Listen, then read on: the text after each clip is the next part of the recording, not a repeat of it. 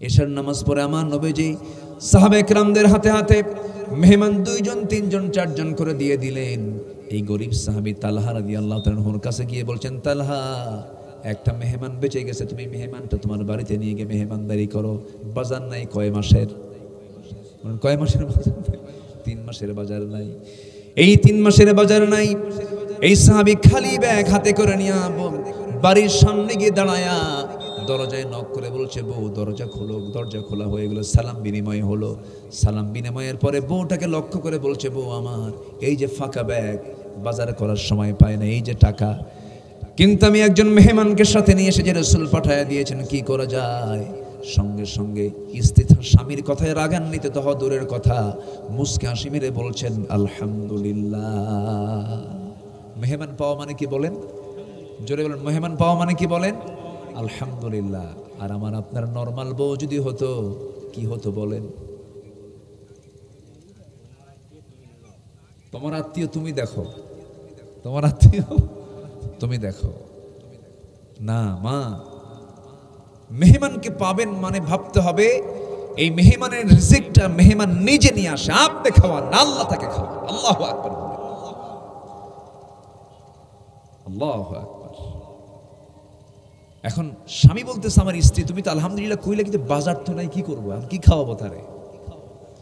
স্ত্রী বলতেছে, স্বামী আমার চিন্তা করবেন না, ওই যে উঁচাতে একটা আটার বস্তা দেখা যায়, তুষের বস্তা দেখা যায়, সেই তুষের বস্তাটা নামায় দেন। তুষ এলাকায় তুষ বলে না, কি বলে? তুষটা নামায় নেন। তুষের বস্তা নামায় দেওয়া হলো।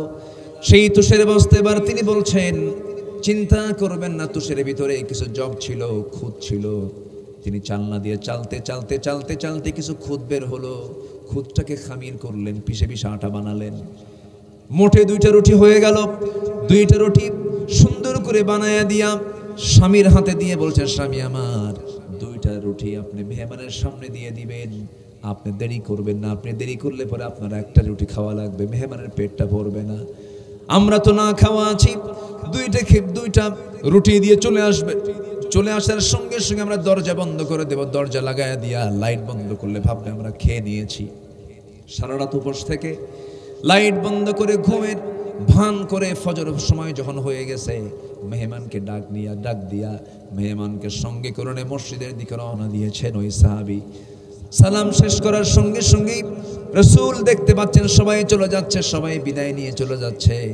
রাসূল পিছন থেকে ডাক দিচ্ছেন, তালহা এই দিকে আসো, তুমি কোথায় যাচ্ছ? হুজুর আপনি আমাকে ডাকতেছেন কেন? বুঝতে পেরেছি গত রাত্রে মেহমানকে আমি সম্মান করতে পারি নাই, হুজুর আপনি আমাকে মাফ করে দেন। রাসূল বলছেন, উল্টা বলো কেন? গত রাত্রিতে তুমি এবং তোমার স্ত্রী মেহমানের সঙ্গে যে আচরণটা করেছো, আর শাজিমে খবর চলে গেছে, আমাকে জিবরাইল আমার সামনে এসে তোমার ব্যাপারে বলে গেছেন, গত রাত্রে তোমরা যে আমল করেছো, গোটা জিন্দেগীর শ্রেষ্ঠ আমল তোমাদের গত রাতে হয়ে গেছে। একটু আস্তে বলি সুবহানাল্লাহ, জোরে বলি সুবহানাল্লাহ। এই গুণটা কোন লোকের মধ্যে ছিল বলেন? বলেন কার কথা হচ্ছে? বলেন কার কথা? না, মূল জায়গায় যাই। আবার কোন সূরা থেকে কথা বলছি বলেন? হ্যাঁ, লোকমান তো আগের মানুষ, তালহা তো পরের মানুষ। তালহাকে পরের মানুষ, তিনি সাহাবী ছিলেন। আর লোকমান নবীও নন, কিন্তু আল্লাহ পাক তাকে হিকমত দান করেছিলেন। সেই লোকমানের মধ্যে আল্লাহ পাক এই গুণটা দিয়েছিলেন। যেরকম সুবহানাল্লাহ। একটা বিষয় মাথায় রাখবেন, মেহমান এবং আত্মীয় স্বজনের হক যদি আপনি আদায় করতে পারেন, হায়াত বৃদ্ধির এর চাইতে বড় আমল পৃথিবীতে আর দ্বিতীয়টা নাই। অসুখ হবে না আপনার পরিবারে, অসুখ বিসুখ আসবে না। এক্ষেত্রে মাদের একটা ভূমিকা আছে। মায়েরা যদি একটু উদার হন, তাহলে স্বামী এক্ষেত্রে কিছু করার থাকে না, তাই না? এক্ষেত্রে মাদের ভূমিকাটা বেশি। মায়েরা কি মাহফিলে আছে? মাদের কি উদাত্ত কণ্ঠে উদাত্ত চিত্তে বলবো যে নিজের বাবার বাড়ির আত্মীয় স্বজন আসলে যে আদর আপ্যায়নটা করবেন আপনি, ঠিক সেম আপনার বাবা আসলে, আপনার ভাই আসলে, আপনার বোন আসলে আপনি যে আদর আপ্যায়নটা করবেন, ঠিক প্রত্যেকটা আত্মীয়ের ক্ষেত্রে যদি, প্রত্যেকটা মেহমানের ক্ষেত্রে যদি আপনি এমন আচরণ করতে পারেন, আল্লাহর কসম আপনার বাড়ির চালের বস্তার কোনোদিন চাল ফুরাবে না। জোরে বলি সুবহানাল্লাহ। মেহমানকে কখনো অসম্মান করা যাবে না। এটা আমাদের ইদানিং একটু কমে গেছে। মেহমানকে দেখলে আমরা বিপদ মনে করি। মেহমান কি নিরাপদ না বিপদ? বলেন বলেন বলেন বলেন, বিপদ না নিরাপদ? নিরাপদ। মেহমানকে কখনো অসম্মান করা যাবে না। লোকমান ইসলামের 9টা গুণ ছিল, এর মধ্যে 7টা বলেছি। ওইদিকে 13টা নসিহতের মধ্যে 9টা বলেছি, আরো কয়েকটা আছে। নাম্বার 8 হলো প্রতিবেশীর সঙ্গে সুন্দর আচরণ করেছেন তিনি। আপনার ঘরের সঙ্গে ঘর, তার রাস্তা নাই হাঁটার, আপনার বাড়ির পিছনে তার বাড়ি, আপনার জায়গা দিয়ে গলি দিয়ে হেঁটে হেঁটে চলে যায় তার বাড়িতে। অপমৃত্যু, এটা সাধারণ কোনো মৃত্যু নয়। সে যে মরল, এটা কি ইসলাম কখনো গ্রহণ করতে পারে বলেন তো? যে ব্যক্তি আত্মহত্যা করবে, আল্লাহ পাক তাকে যে জিনিস দ্বারা সে আত্মহত্যা করেছে তাকে সেই জিনিস দিয়ে তাকে আবার শাস্তি দেওয়া হবে জাহান্নামের মধ্যে। গেল, এটা তো গেলই। কিন্তু এই যে তার হত্যাকাণ্ড, সে যে নিজেকে শেষ করে দিল, এখানে কি ধৈর্যের অভাব ছিল কিনা বলেন? আস্তে ধৈর্যের অভাব ছিল কিনা বলেন? আচ্ছা, গেল। স্বামী স্ত্রীর সংসার চলছে ভালোই, প্রায় আমাকে ফোন দেয়, প্রায় এরকম ফোন টোন আসে। এই তো কয়েকদিন আগে এক ভাই আমাকে ফোন দিয়ে, জার্মানি থেকে ফোন দিয়ে বলতেছে, হুজুর বড় বিপদে পড়ে গেছে। কি? আমার বউটা খুব ভালো, আমার ছেলে মেয়ে আছে, কিন্তু কি করবেন, আমি রাগের ঠেলায় তালাক দিয়ে ফেলছি। কয়টা? হুজুর যতগুলো মুখে আসছিল ততগুলো করছি। বলেন, এটা কি, এখানে কি রাগ দেখানো যাবে না ধৈর্য ধরতে হবে বলেন? এখন এই যে এটা জেনার দিকে চলে যাচ্ছে সম্পর্কটা, সে জায়েজ করার জন্য চেষ্টায় ব্যাকুল হয়ে যাচ্ছে। এক মহিলা আমাকে একদিন প্রশ্ন করেছে, একজন, হুজুর আমার স্বামী সকালেও তালাক দেয়, বিকালেও তালাক দেয়, আমি কি আসি না নাই? জোরে কর নাউজুবিল্লাহ। এটা জোরে বলেন না ভাই, নাউজুবিল্লাহ। এগুলো করা যাবে না। তাহলে আমাদের ধৈর্য দরকার না রাগ দরকার? জোরে বলেন, ধৈর্য যোগ্যতা না রাগ যোগ্যতা? বলেন কোনটা যোগ্যতা বলেন? রাগ কি যোগ্যতা না ধৈর্য যোগ্যতা? ধৈর্য যোগ্যতা। ভাইরে, স্বামী এবং স্ত্রীর ভিতরে যে সম্পর্কটা, এটা হলো জান্নাতের সম্পর্ক। জোরে কোন সুবহানাল্লাহ। এই সম্পর্ককে বজায় রাখতে হবে। আমার মা আমার একটু কানে দেওয়া হয়েছে স্বামীর আনুগত্য নিয়ে একটু কথা বলার জন্য। দিন যত যাচ্ছে, আমার দাদির ভিতরে স্বামীর প্রতি যে শ্রদ্ধা, সেই শ্রদ্ধা কি আজকের ভাবির ভিতরে আছে? আসতে বলবেন না আছে? আমার দাদির এলেম কালাম কম ছিল, কিন্তু সম্মান ভক্তি শ্রদ্ধা কম ছিল না, বেশি ছিল। তবে হ্যাঁ, যারা আদর্শ স্বামী স্ত্রী, তারা কিন্তু উভয়ের কথা শোনে, উভয়কে সম্মান করে, উভয়কে মর্যাদা দেয়। আপনি কি জানেন, আপনি যদি আপনার বউকে সম্মান করতে পারেন, আপনার সন্তান আপনাকে সম্মান করতে শিখবে। এটা বুঝতে হবে। আচ্ছা, একটা প্রশ্ন করবো আমি, বলেন তো, মা বড় না বউ বড়? ভালো করে বলেন, মা বড় না বউ বড়? হ্যাঁ, মা বড়। কিন্তু আপনার যে বউ, সে কি আরেক সন্তানের মা না? তার কি সন্তান নাই? আছে না নাই বলেন? আছে না নাই বলেন? সে তো আরেকজনের মা, তাকেও সম্মান করার দরকার আছে না নাই? সম্মান করতে হবে। আপনারা কি বউয়ের কথা শোনেন? কিচ্ছু কয় না, দেখছেন? বউয়ের কথা শোনেন? বউকে ভয় পান, সম্মান করেন? আচ্ছা, বউয়ের কথা শোনেন নাকি আপনারা? বলেন, আপনারা শোনেন না? আচ্ছা, শোনেন তো, আমিও শুনি। আপনারা শোনেন না? শুনতে হবে, ধৈর্যের পরিচয় দিতে হবে। আমিও শুনি। একটা গল্প মনে পড়লো আমার। এক রাজা প্রজাদের মাঝে ঘোষণা করে বলেছে, যে প্রজা বইয়ের কথা শোনে আর যে প্রজা বইয়ের কথা শোনে না, যে প্রজা বইয়ের কথা শোনে না তাকে একটা করে ঘোড়া দেওয়া হবে, আর যারা বইয়ের কথা শোনে তাদেরকে একটা করে ডিম দেওয়া হবে। তো এলান জারি হলো। তো সারাদিনে একটা লোক আসছে যে বইয়ের কথা শোনে না, এসে বলতেছে, রাজামশাই আমি জীবনে আমার বইয়ের কথা শুনি নাই। যাও, ওই যে আস্তা বলে যাও, ওখান থেকে একটা ঘোড়া তুমি নিয়ে চলে যাও। সে করছে কি, একটা কালো ঘোড়া নিয়ে চলে গেছে বাড়িতে। বউ বলতেছে, এটা কি? ঘোড়া। কে দিছে? রাজামশাই দিছে। তো ঘোড়া নিয়ে আসছো তো কালো ঘোড়া নিয়ে আসে মানুষ? যাও, এটা পাল্টা লাল ঘোড়া নিয়ে আসো। চলে গেছে আবার রাজার দরবারে, গিয়ে বলতেছে, রাজামশাই ঘোড়া তো নিয়ে গেছি, কিন্তু ঘোড়া তো পছন্দ হয় নাই। কেন? ঘোড়াটা লাল হলে ভালো হতো। এই কথা তোরে কে বললো? বউ আমার শেখায় দিল। রাজা বলে, ঘোড়া থুইয়া ডিম নিয়ে যা। কি কথা কি বুঝতেছেন? ঘোড়া থুইয়া কি নিয়ে যা? ডিম নিয়ে যা। সন্ধ্যার পরে এখন রাজা চলে গেছে বাড়িতে, রানীর সামনে দাঁড়ায় আছে। রানী এখন মুস্কে হাসি মেরে বলে, রাজা মশাই পাইলেন কি? স্বামীর বইয়ের কথা শোনে না এমন পুরুষ কি পাইছেন? কে পাইছিলাম একটা, কিন্তু ও দেখি পরে আবার বইয়ের কথা শুনে ওকে আবার ডিম দিয়ে পাঠিয়ে দিচ্ছে। কে শোনেন? অতএব যারা বইয়ের কথা শুনে তাদেরকে ঠকানোর কি দরকার? একজনকে ঘোড়া দিবেন আর একজনকে ডিম দিবেন, এটা হলো? 5 কেজি করে চাল দেন যারা বইয়ের কথা শোনে।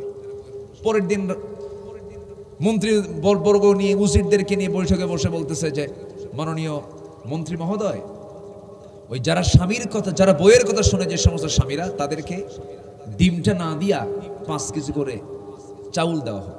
এখন খাদ্যমন্ত্রী বলে, রাজামশাই এই পরামর্শ আপনাকে দিল কে? কে বউ আমার শেখায় দিল। কি কথা কি বুঝতেছেন? তাহলে দেশের সব জনগণ বইয়ের কথা শুনে, এদিকে কে কথা কার শুনে? বলেন বলেন বলেন। রাজাও রানীর কথা শুনে। উপায় তো নাই, শুনতে হবে, মোহাব্বত তৈরি করতে হবে। বউ যদি কথা না শুনে তাকে সুন্দর করে বোঝাতে হবে। স্ত্রীর দায়িত্ব স্বামীকে ঠিক রাখা, স্বামীর দায়িত্ব হচ্ছে স্ত্রীকে ঠিক রাখা। আপনি কি জানেন এই সম্পর্ক যদি ঠিক থাকে ইসলামের উপরে, এই সম্পর্ক জান্নাত পর্যন্ত গড়িয়ে নিয়ে যাবে। জোরে বলি সুবহানাল্লাহ, আর জোরে বলি সুবহানাল্লাহ। জান্নাত পেতে হলে 1 নম্বর পুঁজি যেটা, সেটা হলো ঈমান আনতে হবে। কি আনতে হবে বলেন তো? ঈমান আনতে হবে। আমি যেখান থেকে তেলাওয়াত করেছি সেই সূরাটার নাম কিন্তু বলেছি, বলুন তো কোন সূরা? বলেন সবাই, কোন সূরা? লোকমান। বাড়ি কোথায়? লোকমানকে চেনেন আপনারা সবাই? কোন লোকমান? এটা বাংলাদেশি লোকমান না, কিন্তু এটা সাতক্ষীরার লোকমানও না, বাংলাদেশের লোকমানও না, এটা হচ্ছে কোরআনের লোকমান। জোরে করেন সুবহানাল্লাহ। লোকটা ছিলেন কালো। কি ছিলেন? কালো। পৃথিবীতে 3জন কালো মানুষ ছিলেন, কিন্তু আল্লাহ পাক তাদেরকে দিলটা খুব আলোকিত করেছেন, আলো দিয়েছেন। বাহিরটা কালো, ভিতরটা কি আলো। ভিতরটা কি বলেন? আলো। কয়জন? 3জন ফেমাস। কালো তো বহু আছে, এর মধ্যে 3জন কালো ব্যক্তির ভিতরটা খুব আলো ছিল। এই 3 জনের একজন ব্যক্তি হচ্ছেন সাইয়্যিদুনা লোকমান। যে লোকমানের ওয়াজ আল্লাহ তাআলা নিজে পছন্দ করে তার ওয়াজটাকে কোরআনে কোট করেছেন। সুবহানাল্লাহ বলা যাবে না ভাই? জোরে বলুন সুবহানাল্লাহ। আর তিনি কি ওয়াজ করেছেন বাইরে এসে না ঘরে বসে? বলেন বলেন বলেন। বাহিরে না ঘরে? ঘরে ওয়াজ করেছেন, ইনডোরে ওয়াজ করেছেন, পরিবারকে ওয়াজ করেছেন। তাহলে ওয়াজের দায়িত্ব কি বক্তাদের একার না সবার? বলেন বলেন বলেন বলেন। লোকমান ছিলেন পাবলিক বক্তা না পরিবারের বক্তা? কোরআনের দৃষ্টিতে উনি ছিলেন পরিবারের একজন সফল পিতার ভূমিকায় তিনি থেকে তার সন্তানদেরকে ওয়াজ করেছেন। সে ওয়াজটা আল্লাহ তাআলা হুবহু কোরআনে কারীমের মধ্যে কোট করেছেন। তিনি ওয়াজ করেছেন সন্তানদেরকে 13টা। কয়টা বলেন তো? 13টা। আমি কি একটাও বলেছি? আমরা শুনবো না ইনশাআল্লাহ? শুনবো।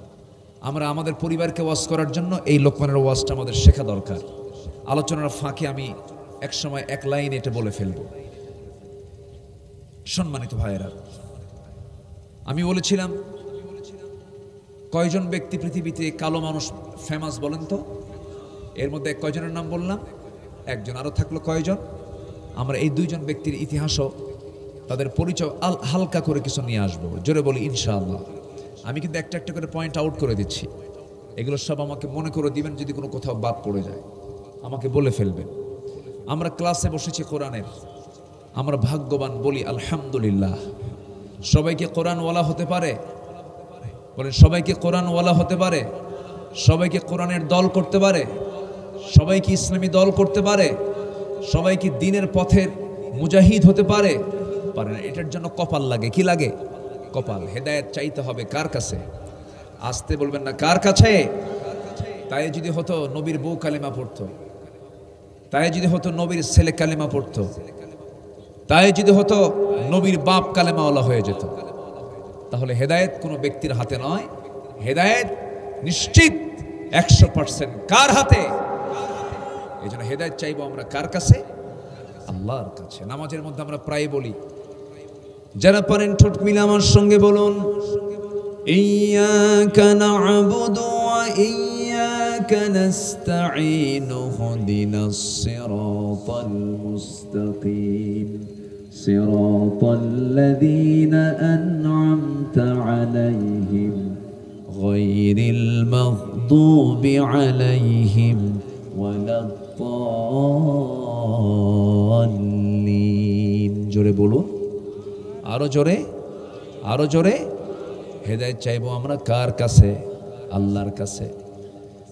আল্লাহর কাছে হেদায়েত চাইতে হবে, আল্লাহর দল করে যেতে হবে, নবীর দল করে যেতে হবে। সব নবীর দলের নাম দুই রকম না, এক রকম। এই পৃথিবীতে নবী কিন্তু একজন দুজন নন, 1,24,000 মতান্তরে, 2,24,000 বলার দরকার নেই। মতান্তরে এত কম বেশি হয় না।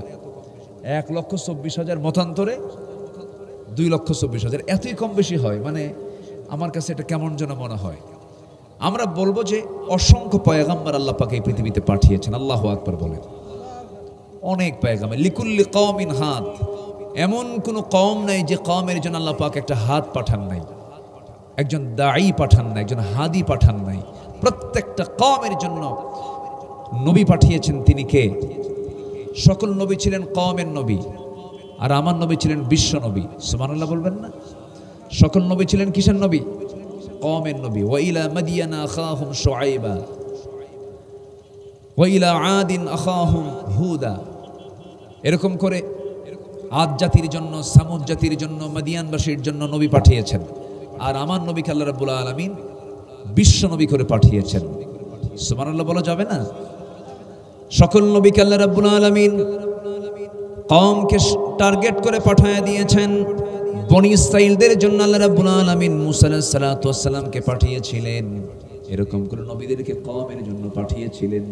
আর আমার আল্লাহ তাআলা আমার রাসূলকে পরিচয় জানায় দিচ্ছেন, ইন্না আরসালনাকা শাহিদান ওয়া মুবাশশিরান ওয়া নাযীরান ওয়া দাঈয়ান ইলাল্লাহি বিইذনিহি ওয়া সিরাজাম মুনীরা ওয়া মা আরসালনাকা ইল্লা রাহমাতাল লিল আলামিন। জোরে বলুন আল্লাহু আকবার। এই জন্য আমরা ছোটখাটো নেতার পিছনে না গিয়ে আমরা মূল নেতাকে ধরবো। তিনি হচ্ছেন মুহাম্মদ সাল্লাল্লাহু।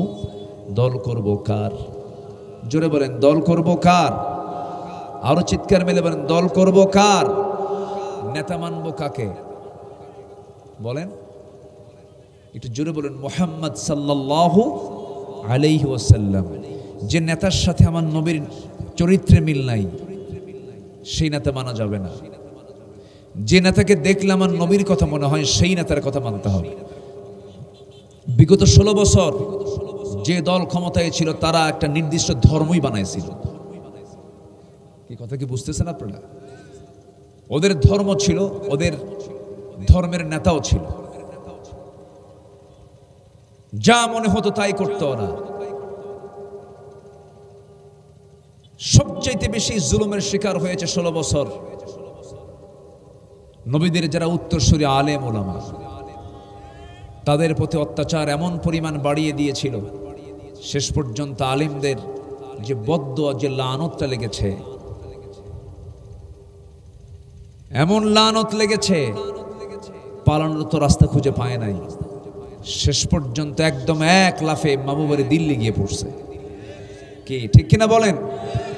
আলেমদের রক্ত বড় বিষাক্ত। যেদিন শহীদ মাওলানা মতিউর রহমান নিজামীকে ফাঁসির মঞ্চে ঝুলিয়ে তাকে শহীদ করা হয়, যে রাতে, সেই রাতেই তাদের সেই ধর্মের নাম, তাদের এই দলটা নিষিদ্ধ করা হয়েছে। আল্লাহ তাআলা ছাড় দেন, ছেড়ে দেন না। আল্লাহ তাআলা সুযোগ দেন, করতে থাক। তোর অবাধ্যতা, তোর সীমা লঙ্ঘন তুই করতে থাক। ধরে ধরে ধরে না, ধরলে আল্লাহ ছাড়ে না। ধরেছেন আল্লাহ পাক ফেরাউনকে 10 দিন না একদিন, বলেন 10 দিন না একদিন? একদিন ধরেছেন। কোনোদিন জ্বরও হয় নাই, নাক দিয়ে পানিও পড়ে নাই, সর্দিও লাগে নাই, সারা জীবনে সে কোনোদিন রোগী হয় নাই। মাঝে মাঝে কিছু কিছু লোক বলে, হুজুর আমার কোনো অসুখ বিসুখ নাই, আমি খুব আল্লাহর রহমত প্রাপ্ত বান্দা। মনে মনে কই তোর মধ্যে ফেরাউনের কিছু খাসরত আছে। অসুখ বিসুখ হওয়া ভালো। রোগাক্রান্ত হয়েছেন, আল্লাহর নবীরা পর্যন্ত আইয়ুব আলাইহিস সালাতু ওয়াস সালামকে আল্লাহ পাক কি পরীক্ষার মধ্যে ফেলেছিলেন। 18 বছর একটানা তিনি কুষ্ঠরোগে আক্রান্ত ছিলেন। একটা দিনের জন্য তিনি আল্লাহর শুকরিয়া আদায় করা বাদ দেননি। জোরে কোন সুবহানাল্লাহ, জোরে বলি সুবহানাল্লাহ। সম্মানিত ভাইয়েরা, সম্মানিত বন্ধুগণ, একটা সুদিন আমরা পেয়েছি। আমরা দুনিয়ার কোনো দল করব না, আমরা দল করব কার? আসতে বলে দল করব কার? নেতা মানব একজন ব্যক্তিকে, তিনি হচ্ছেন মুহাম্মদ সাল্লাল্লাহু আলাইহি ওয়াসাল্লাম। এই দুটোকে যদি আমরা ঠিক রাখতে পারি, এই দুটোকে যদি আমরা কন্টিনিউ করতে পারি, আমার বিশ্বাস বেশি দিন দূরে নয়, আগামীর সূর্য যে পূর্ব দিগন্ত উদয় হবে, সেই সূর্যের নাম হবে ইসলাম। গোটা বিশ্বের মাঝে এই সবুজ ভূখণ্ডে গোটা পৃথিবীর মুসলমান চেয়ে থেকে দেখবে এই সবুজ ভূখণ্ডে আল্লাহর দিন কায়েম হয়েছে।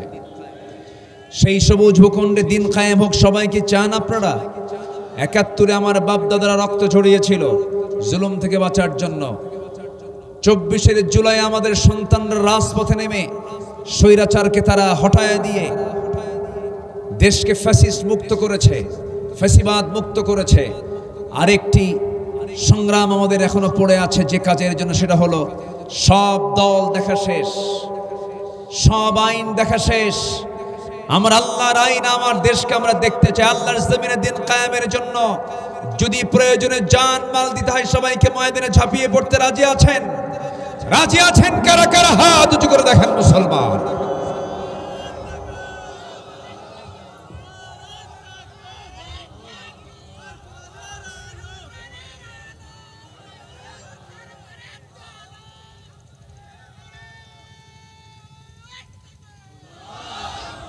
আল্লাহ কবুল করুন, জোরে বলি আমিন, আরো জোরে আমিন। আমি মাঝে মাঝে আল্লাহর কাছে বলি, আল্লাহ 64 জেলা দিয়েছ আমাদের দেশে, 64 জেলা, 56,000 বর্গ মাইলের সোনার এই বাংলাদেশ, টেকনাফ থেকে তেঁতুলিয়া, রূপসা থেকে পাথুরিয়া, সুন্দরবন থেকে বান্দরবান, প্রতিটি জেলায় ইসলামী আন্দোলনের কর্মী ভাইয়েরা আছেন, তবে সাতক্ষীরার মতো নয়। আমি মাঝে মাঝে আল্লাহর কাছে দোয়া করি, আল্লাহ যদি প্রত্যেকটা জেলা যদি সাতক্ষীরার মতো হতো, দেশে বিপ্লব হয়ে যেত। ঠিক আছে না?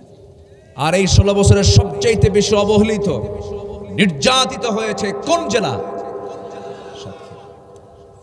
আমার হোম ডিস্ট্রিক্ট হলো, হোম টাউন হচ্ছে বগুড়া। ওটাও কিন্তু সেকেন্ড সাতক্ষীরার মতোই।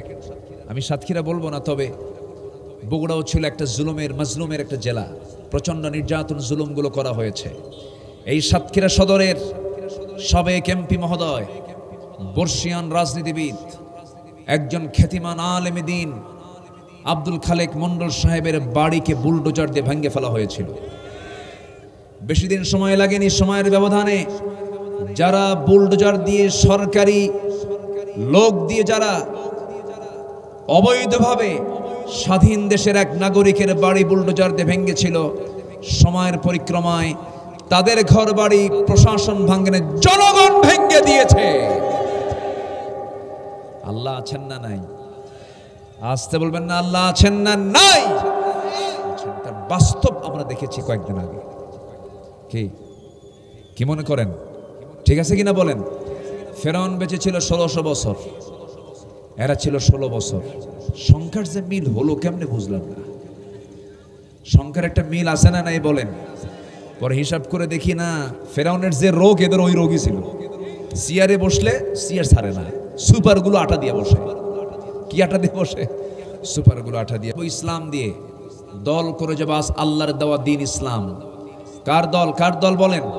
সেই দলের নাম কি হবে বলেন? ইসলাম। ইসলামকে মানবো না, আমি জান্নাত পাবো না। ইসলামকে মানবো, আল্লাহ পাক আমাকে জান্নাত দিবেন। সোজা কথা। আল্লাহ কবুল করুন, জোরে বলি আমিন। মূল আলোচনার দিকে চলে যাচ্ছি, একটু মনোযোগ দিয়ে কথাগুলো শুনবেন। সম্মানিত ভাইয়েরা, আল্লাহ পাক এই সূরা লোকমানের 8 নম্বর আয়াতে একটা জান্নাতের কথা বলেছেন, জান্নাতুন নাঈম। জান্নাতুন নাঈম। আপনারা কোন জান্নাত পেতে চান? 8টা জান্নাত তো, কোন জান্নাত পেতে চান বলেন? ওরে বাবা, এই তো বিশাল ব্যাপার। কেউ জান্নাতুন নাঈম নেবেন না? তাহলে তো এই আয়াত তো তাহলে পড়া যাবে না। তাহলে ফিরদাউসের আয়াতে যাই নাকি? হ্যাঁ, সবাই কি জান্নাতুল ফেরদাউস পাবে? পাবে না। জান্নাত রেখে দিয়েছেন আল্লাহ পাক কয়টা বলেন তো? 8টা জান্নাত। জাহান্নাম কয়টা? 7টা। সংখ্যা কয়টা বল জাহান্নামের বলেন? 7টা। আর একটা জেলার নাম 7 দিয়ে শুরু, 7 সংখ্যা দিয়ে, কোন জেলা বলেন? কোন জেলা? সাতক্ষীরা।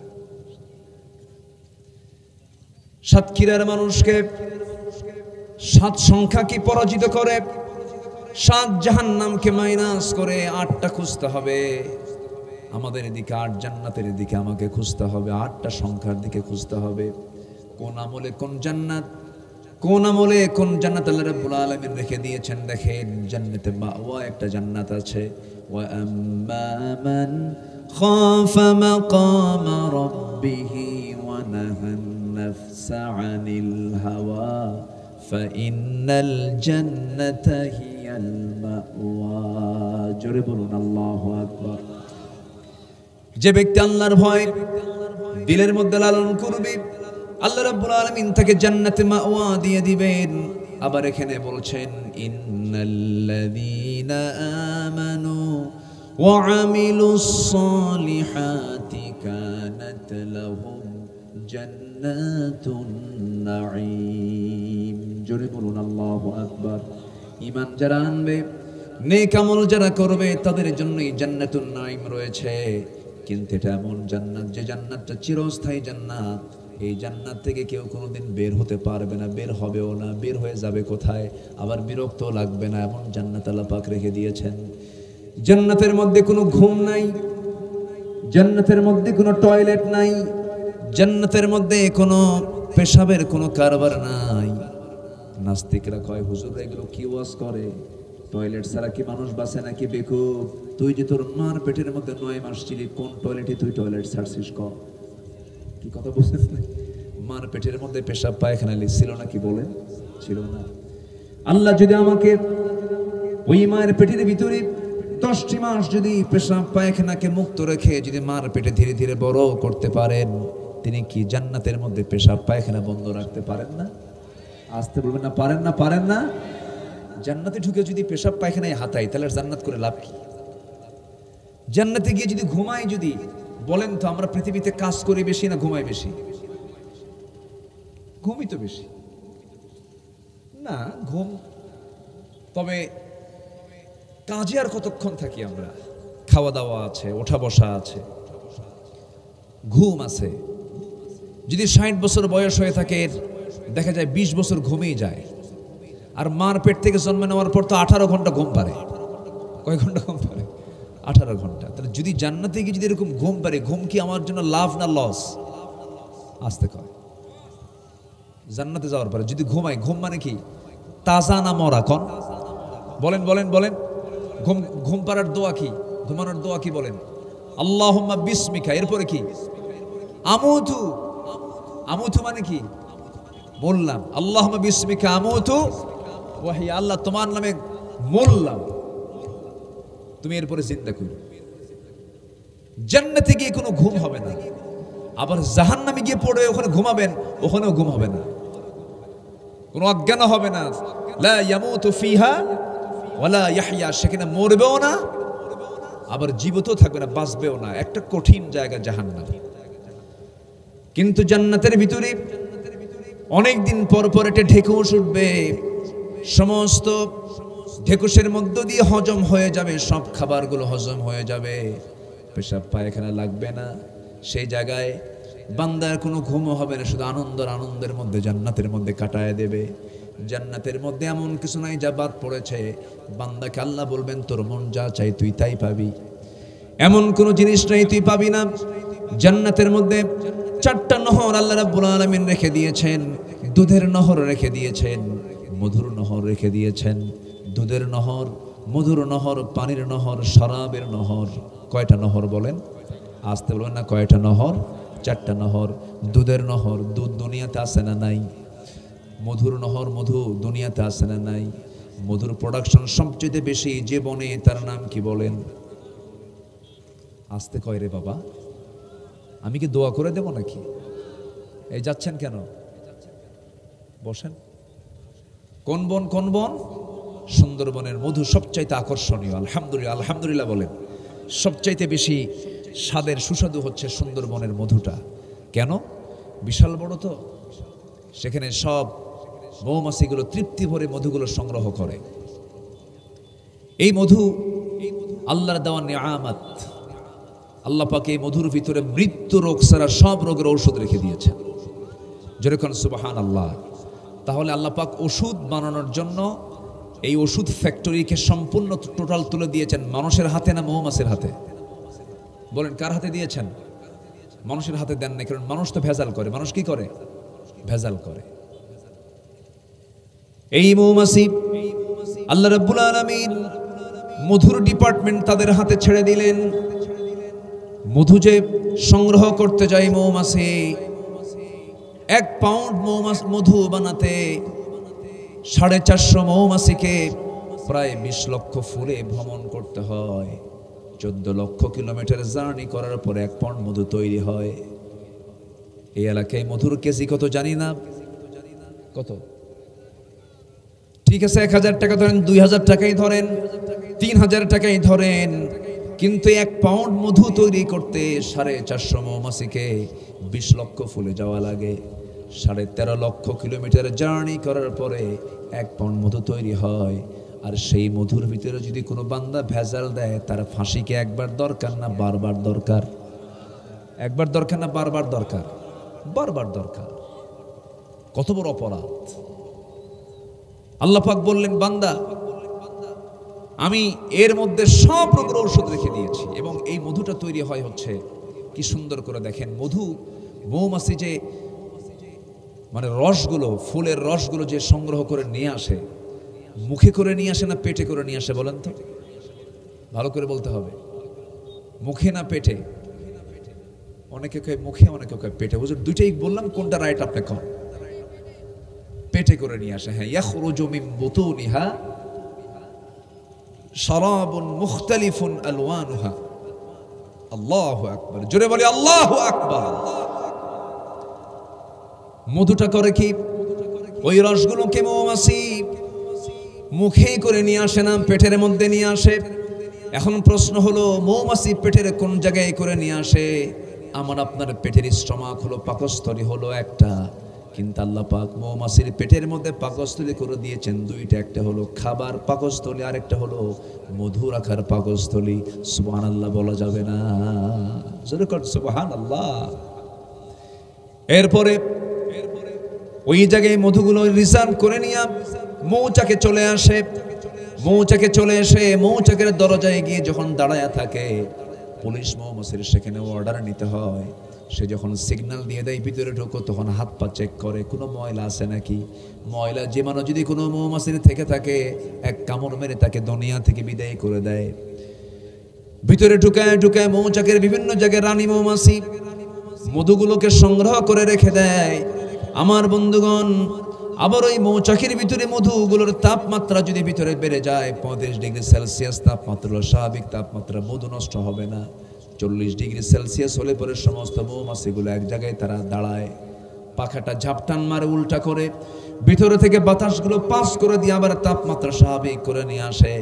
আবার যখন তাপমাত্রা কমে যায়, মধু নষ্ট হয়ে যাবে মনে করে, সুন্দর করে সেই ঝাপটান, সেই তুই পাখা দিয়া আবার সোজা করে ঝাপটান মারে, বাইরে থেকে বাতাসটা ভিতরে বন্ধ করে ফেলে, তাপমাত্রা বেড়ে যায়।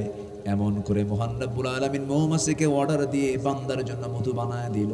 আর সেই মধু নষ্ট করলো কে? মানুষ না অমানুষ? বলেন মানুষ না অমানুষ?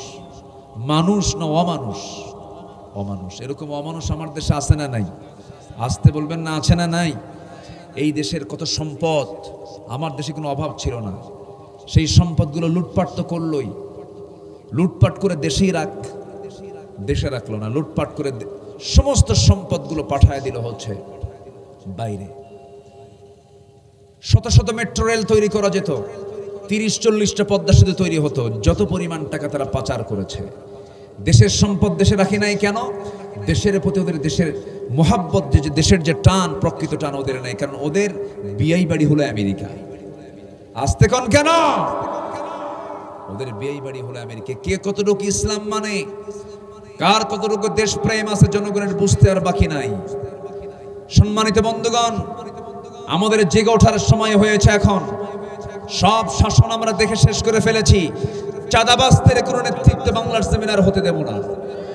আগামীর দেশ হবে কোরআনের দেশ, আগামীর সরকার হবে নামাজের সরকার, আগামী সরকার হবে ইসলামের সরকার, ইসলামের সরকার, ইসলামের সরকার।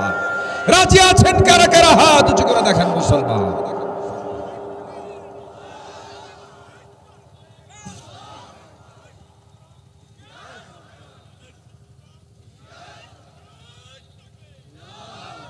আল্লাহ কবুল করুন, জোরে বলি আমিন। সবাই কি জান্নাত পেতে রাজি আছে তো ইনশাআল্লাহ? তাহলে আগে আমাদের পুঁজি হলো ভালো করে ঈমান আনতে হবে। কি আনতে হবে বলেন? ঈমান আনতে হবে। সে ঈমান হতে হবে ভেজাল না নির্ভেজাল? বলেন ভেজাল না নির্ভেজাল? নির্ভেজাল ঈমান তাকেই বলে যার নামাজ থাকে, যার ফরজ লঙ্ঘন হয় না, যে কবিরা গুনাহ করে না, যে ওজনে কম দেয় না, যে বনের সম্পত্তি মেরে খায় না, যে প্রতিবেশীর হক নষ্ট করে না, যে পিতামাতার হক আদায় করে, যে সময় মতো নামাজ পড়ে, যে আল্লাহর দিন কায়েমের জন্য যখনই ডাক পড়তে চায় তখন সে ঝাঁপিয়ে পড়ে। এগুলো হচ্ছে ইমানদারের লক্ষণ। কিসের লক্ষণ বলেন? ইমানদারের লক্ষণ। সম্মানিত ভাইয়েরা, একটু কান লাগাবেন সবাই। কয়জন কালোর কথা বলেছি বলেন তো? বলেন কয়জন কালো? 3 জন কালো। এর মধ্যে একজনকে বলেন, বলেন কে বলেন? লোকমান। সাইয়্যিদিনা লোকমান আলাইহিস সালাতু ওয়াস সালাম নবী ছিলেন না, রাসূল ছিলেন না, কিন্তু আল্লাহ তাকে এত সম্মান, এত মর্যাদা দান করেছেন, তার নামে একটা সূরা পর্যন্ত নাজিল করেছেন। অনেক নবীর নাম বাদ পড়েছে কোরআনে। কোরআনের সব নবীর নাম উল্লেখ নাই, কিন্তু আল্লাহ রাব্বুল আলামিন লোকমানের নাম শুধু নিয়ে আসেন নাই, তার নামে একটা সূরা নাজিল করেছেন। কেন নাজিল করেছেন? তোমরা পৃথিবীর সমস্ত বাপেরা লোকমানের মতো হয়ে যাও। লোকমানের যে চরিত্র, লোকমানের যে আদর্শগুলো, সে আদর্শ তোমাদের মধ্যে নিয়ে আসো। লোকমানকে আল্লাহ রাব্বুল আলামিন কালো বানিয়েছিলেন, খুব কালো ছিলেন, খাটো মানুষ ছিলেন, পার গোড়ালি গুলো ফাটা ছিল, তাকে তেমন কোনো মানুষ চিনত না। সমাজে খুব অপরিচিত লোক ছিলেন, তাকে তেমন কেউ চিনত না। কিন্তু আল্লাহ রাব্বুল আলামিন তাকে এত সম্মান দান করেছেন। আল্লাহ নিচে বলেন, ওয়ালাকাদ আতাইনা লুকমানাল হিকমাহ আনিশকুর লি ওয়া লিওয়ালিদাইক ইলাইয়াল মাসির। জোরে বলুন আল্লাহু আকবার। আমি সাইয়্যিদিনা লোকমানকে হিকমত দান করেছিলাম, আমি তাকে এমন কিছু প্রজ্ঞা দান করেছিলাম যা পৃথিবীর কাউকে আমি দেই নাই। সেই লোকমান তার সন্তানকে 13টা নসিহত দিয়েছিলেন। কয়টা নসিহত বলেন? 13টা নসিহত দিয়েছিলেন। আমি বলতে চেয়েছি, একটা একটা করে বলবো, একটু কান লাগায় সবাই মনোযোগ সহকারে শুনবেন। 12টা সোজা বেজে গেছে, 12টা। আমি কি দোয়া করে দেবো নাকি? নড়াচড়া করেন কেন? 2-1 করে কিন্তু উঠতেছেন না বলেই যাচ্ছেন। আমি কিন্তু মন খারাপ করছি। একটু বসেন না ভাই, কত সময় এদিক সেদিক চলে যায়। কোরআনের ছাত্র হওয়ার জন্য আগে ছাত্র হওয়া দরকার না, ধৈর্য থাকা দরকার। একটু ধৈর্য ধরেন না, কত সময় তো কত দিকে আমরা ব্যয় করি। আর ধরুন বড় জন্য হয় আমি 1 ঘন্টায় কথা বলবো, একটু বসেন। লোকমান আলাইহিস সালাতু ওয়াস সালাম তার সন্তানকে যে নসিহত দিয়েছেন, সেই নসিহতগুলো আমরা দেব। জোরে বলি ইনশাআল্লাহ। আমরা সবাই তো বাবা, কেউ হইছি কেউ হই নাই, কিন্তু আমার কি মায়ের জাত না বাপের জাত? বাপের জাত। কেউ বাপ হয়ে গেছি আর কেউ বাপ হই নাই। তাহলে কি প্রত্যেকটা পুরুষের এই ওয়াজ শোনার দরকার আছে না নাই বলেন তো? আচ্ছা, লোকমান তার বাপকে কি নসিহত করেছেন, লোকমান তার সন্তানকে কি নসিহত করেছেন? 13টা নসিহতের মধ্যে 1 নম্বর নসিহত হলো, ইয়া বুনাইয়া লা তুশরিক বিল্লাহ ইন্নাশ শিরকা লাযুলমুন আযীম। কলিজার টুকরা সন্তান, ও কলিজার টুকরা সন্তান, আদরের দুলাল, আমার পরাণ, আমার জান, সন্তানদেরকে যখন আমরা ডাক দেব, সুন্দর করে ডাক দেব। এই এদিকে আয়, শুনবে না কথা, ধমক দিবেন না। সন্তানদেরকে ডাক দেওয়ার সিস্টেম হচ্ছে ধমকে না আদরে। বলেন ধমকে না আদরে। কিছু কিছু নানা আছে নাতিদেরকে মহব্বত করতেই শেখে নাই, জানে না, খুব খিটখিটে মেজাজ। এরকম কিছু নানা আছে না নাই? আছে। নাতিরা মনে মনে দোয়া করে, এই বুড়া মরবে, কোনদিন কুলখানি খাবো। ঠিক না, সুন্দর আমরা আচরণ করব। শিক্ষা দিচ্ছেন লোকমান। লোকমান তার সন্তানকে ডাক দিচ্ছেন, ইয়া বুনাইয়া, হে আমার কলিজার টুকরা আদরের দুলাল সন্তান, লা তুশরিক বিল্লাহ, শিরিক করো না। আল্লাহর সঙ্গে শিরিক করলে জান্নাতটা বাজেয়াপ্ত হয়ে যাবে। যদি শিরকের দিকে চলে যাও জান্নাত তোমার জন্য হারাম হয়ে যাবে। দেখেন লোকমান আগে হকটা আদায় করতেছেন, সন্তানকে হক আদায় করতে বলতেছেন। কার হক? আসতে বলবেন না, কার হক? আল্লাহ বলছেন আমার হক বান্দার উপরে, বান্দা আমার সঙ্গে শিরিক করবে না। আর আমার উপরে বান্দার হক হলো সেই বান্দাকে আমি ক্ষমা করে জান্নাত দিয়ে দেব। জোরে বলি সুবহানাল্লাহ। শিরকের ধারে পাশে আমরা যাব না, শিরকের নিকটে আমাদের যাওয়া যাবে না, কারণ সব গুনাহ মাফ হবে, শিরকের গুনাহগুলো মাফ হবে না। আমার ভাইয়েরা, জাতীয়ভাবে আমাদের দেশে শিরকে বাধ্য করা হয়েছিল, অনেক চাপচুপ প্রয়োগ করা হয়েছিল। আবার আমার দেশের প্রচলিত কিছু দরবার আছে, যে দরবারে পীর সাহেব দুই ঠ্যাং সামনে আগায় দিয়ে রাখে, মুরিদ গিয়ে পায়ে সেজদা দেয়। এগুলো আছে নাকি? কবরে সেজদা দেয়, আছে না? আছে কিনা বলেন? নাম বলার দরকার নাই। যাই হোক, কবরকে সামনে রেখে কবরে সেজদা দেওয়া হয়। যে কবরে শুয়ে আছে সে কি নিরাপদে না বিপদে? বলেন বলেন বলেন।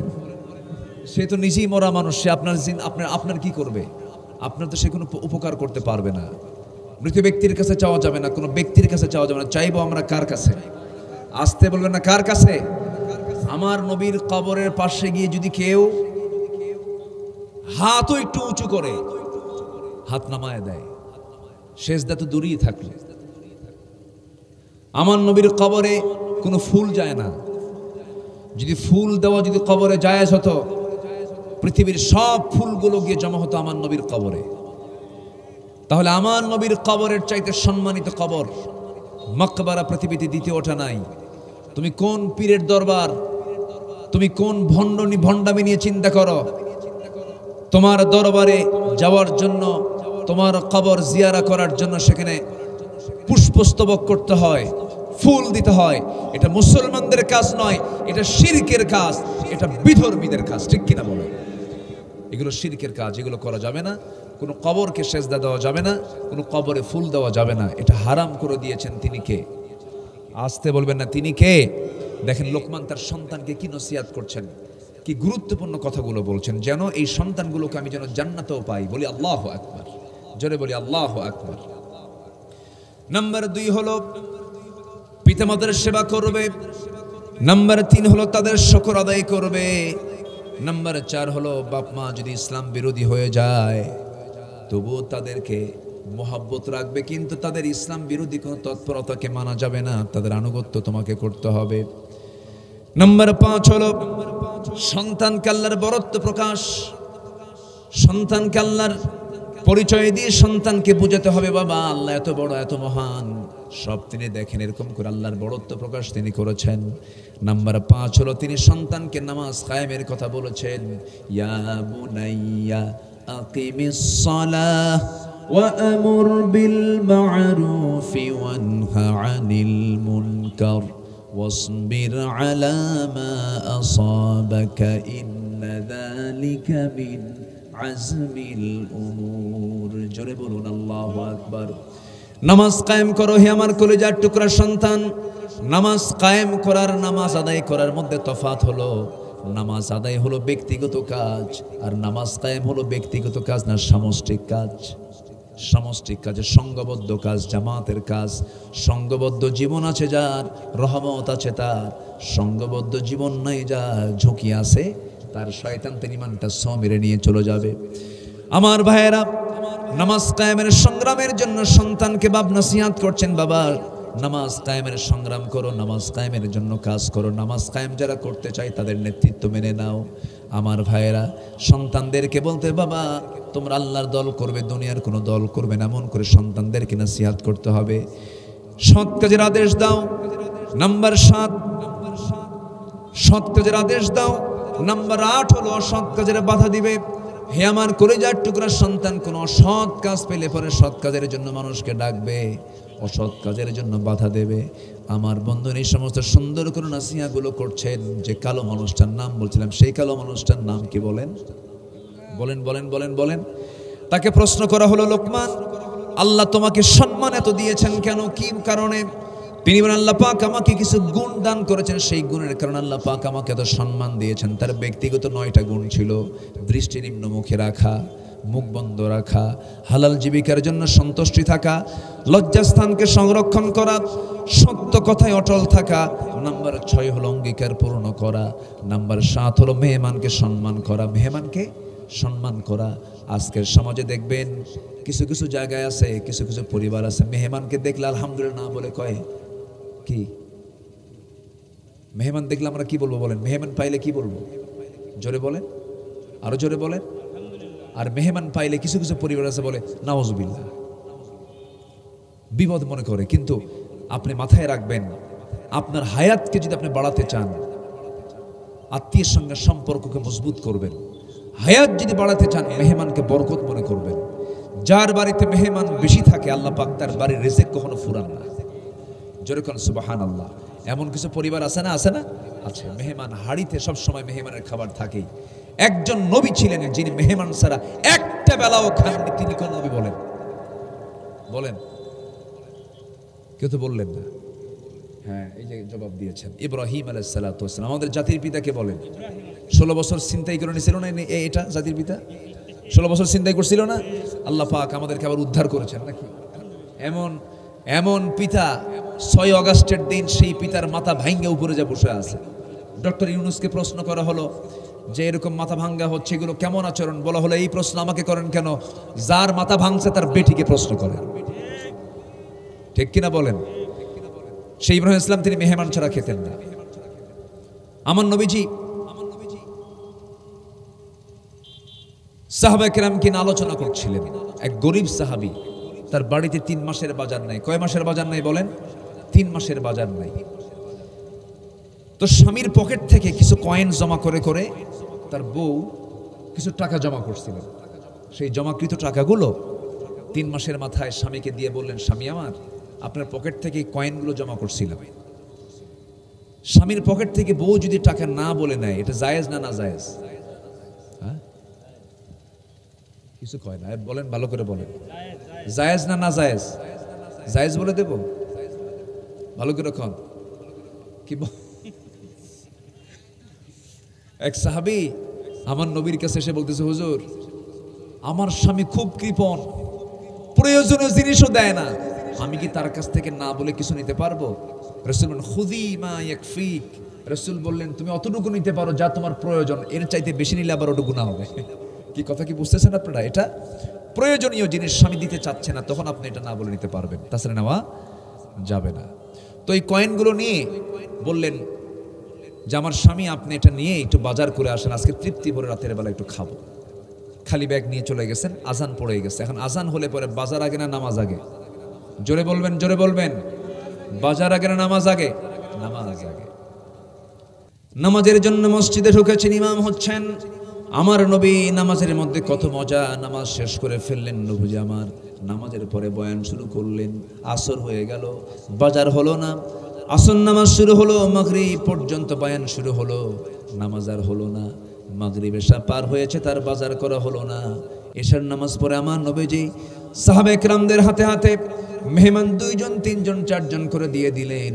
এই গরিব সাহাবী তালহা রাদিয়াল্লাহু তাআলা আনহুর কাছে গিয়ে বলছেন, তালহা, একটা মেহমান বেঁচে গেছে, তুমি মেহমানটা তোমার বাড়িতে নিয়ে গিয়ে মেহমানদারি করো। বাজার নাই কয় মাসের? কয় মাসের বাজার? 3 মাসের বাজার নাই। এই 3 মাসের বাজার নাই। এই সাহাবী খালি ব্যাগ হাতে করে নিয়ে বাড়ির সামনে গিয়ে দাঁড়ায়া দরজায় নক করে বলছে, বউ দরজা খোলো। দরজা খোলা হয়ে গেল, সালাম বিনিময় হলো।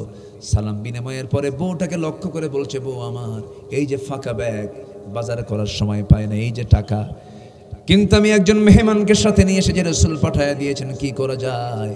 সঙ্গে সঙ্গে স্ত্রী স্বামীর কথায় রাগান্বিত তো হওয়া দূরের কথা, মুস্কে হাসি মেরে বলছেন, আলহামদুলিল্লাহ। মেহমান পাওয়া মানে কি বলেন? জোরে বলেন, মেহমান পাওয়া মানে কি বলেন? আলহামদুলিল্লাহ। আর আমার আপনার নরমাল বউ যদি হতো, কি হতো বলেন? তোমার আত্মীয় তুমি দেখো, তোমার আত্মীয় তুমি দেখো না। মা, মেহমানকে পাবেন মানে ভাবতে হবে এই মেহমানের রিজিকটা মেহমান নিজে নিয়ে আসে, আপনি খাওয়ান না, আল্লাহ তাকে খাওয়ান। আল্লাহু আকবার, আল্লাহু আকবার। এখন স্বামী বলতেছে আমার স্ত্রী, তুমি তো আলহামদুলিল্লাহ কইলে, কিন্তু বাজার তো নাই, কি করবো, আমি কি খাওয়াবো তারে? স্ত্রী বলতেছে স্বামী আমার, চিন্তা করবেন না, ওই যে উঁচাতে একটা আটার বস্তা দেখা যায়, তুষের বস্তা দেখা যায়, সেই তুষের বস্তাটা নামায় দেন। তুষ এলাকায় তুষ বলে না, কি বলে, তুষটা নামায় নেন। তুষের বস্তা নামায় দেওয়া হলো। সেই তুষের বস্তা এবার তিনি বলছেন চিন্তা করবেন না, তুষের ভিতরে কিছু জব ছিল, খুদ ছিল। তিনি চালনা দিয়ে চালতে চালতে চালতে চালতে কিছু খুদ বের হলো। খুদটাকে খামির করলেন, পিষে পিষে আটা বানালেন। মোটে 2টা রুটি হয়ে গেল। 2টা রুটি সুন্দর করে বানায়া দিয়া স্বামীর হাতে দিয়ে বলছেন, স্বামী আমার, 2টা রুটি আপনি মেহমানের সামনে দিয়ে দিবেন, আপনি দেরি করবেন না, আপনি দেরি করলে পরে আপনার একটা রুটি খাওয়া লাগবে, মেহমানের পেটটা ভরবে না। আমরা তো না খাওয়া আছি, 2টা রুটি দিয়ে চলে আসবে। চলে আসার সঙ্গে সঙ্গে আমরা দরজা বন্ধ করে দেব, দরজা লাগায়া দিয়া লাইট বন্ধ করলে ভাববে আমরা খেয়ে নিয়েছি। সারা রাত উপোস থেকে লাইট বন্ধ করে ঘুমের ভান করে ফজর সময় যখন হয়ে গেছে, মেহমানকে ডাক দিয়া মেহমানকে সঙ্গে করে মসজিদের দিকে রওনা দিয়েছেন ওই সাহাবী। সালাম শেষ করার সঙ্গে সঙ্গেই রাসূল দেখতে পাচ্ছেন সবাই চলে যাচ্ছে, সবাই বিদায় নিয়ে চলে যাচ্ছে। রাসূল পিছন থেকে ডাক দিচ্ছেন, তালহা এই দিকে আসো, তুমি কোথায় যাচ্ছ? হুজুর আপনি আমাকে ডাকতেছেন কেন? বুঝতে পেরেছি গত রাত্রে মেহমানকে আমি সম্মান করতে পারি নাই, হুজুর আপনি আমাকে মাফ করে দেন। রাসূল বলছেন, উল্টা বলো কেন? গত রাত্রিতে তুমি এবং তোমার স্ত্রী মেহমানের সঙ্গে যে আচরণটা করেছো, আর শাজিমে খবর চলে গেছে, আমাকে জিবরাইল আমার সামনে এসে তোমার ব্যাপারে বলে গেছেন, গত রাত্রে তোমরা যে আমল করেছো, গোটা জিন্দেগীর শ্রেষ্ঠ আমল তোমাদের গত রাতে হয়ে গেছে। একটু আস্তে বলি সুবহানাল্লাহ, জোরে বলি সুবহানাল্লাহ। এই গুণটা কোন লোকের মধ্যে ছিল বলেন? বলেন কার কথা হচ্ছে? বলেন কার কথা? না, মূল জায়গায় যাই। আবার কোন সূরা থেকে কথা বলছি বলেন? হ্যাঁ, লোকমান তো আগের মানুষ, তালহা তো পরের মানুষ। তালহাকে পরের মানুষ, তিনি সাহাবী ছিলেন। আর লোকমান নবীও নন, কিন্তু আল্লাহ পাক তাকে হিকমত দান করেছিলেন। সেই লোকমানের মধ্যে আল্লাহ পাক এই গুণটা দিয়েছিলেন। যেরকম সুবহানাল্লাহ। একটা বিষয় মাথায় রাখবেন, মেহমান এবং আত্মীয় স্বজনের হক যদি আপনি আদায় করতে পারেন, হায়াত বৃদ্ধির এর চাইতে বড় আমল পৃথিবীতে আর দ্বিতীয়টা নাই। অসুখ হবে না আপনার পরিবারে, অসুখ বিসুখ আসবে না। এক্ষেত্রে মাদের একটা ভূমিকা আছে। মায়েরা যদি একটু উদার হন, তাহলে স্বামী এক্ষেত্রে কিছু করার থাকে না, তাই না? এক্ষেত্রে মাদের ভূমিকাটা বেশি। মায়েরা কি মাহফিলে আছে? মাদের কি একটু উদাত্ত কণ্ঠে উদাত্ত চিত্তে বলবো যে